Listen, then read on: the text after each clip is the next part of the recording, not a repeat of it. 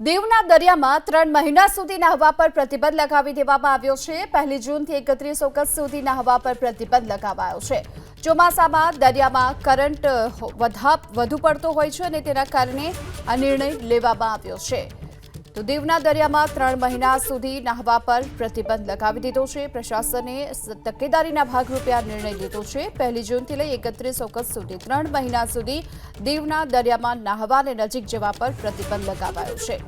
પ્રશાસન તરફથી હાલ તો આ અંગેનો મહત્વનો નિર્ણય લેવામાં આવ્યો છે, કારણ કે ચોમાસા દરમિયાન દરિયામાં વધુ પડતો કરંટ જોવા મળતો હોય છે અને તેને લઈને જ આ નિર્ણય કરાયો। દીવના દરિયામાં 3 મહિના સુધી નહાવા પર પ્રતિબંધ લગાવી દેવામાં આવ્યો છે। 1 જૂનથી 31 ઓગસ્ટ સુધી નહાવા પર પ્રતિબંધ લગાવાયો છે। ચોમાસામાં દરિયામાં કરંટ વધુ પડતો હોય છે અને તેના કારણે આ નિર્ણય લેવામાં આવ્યો છે।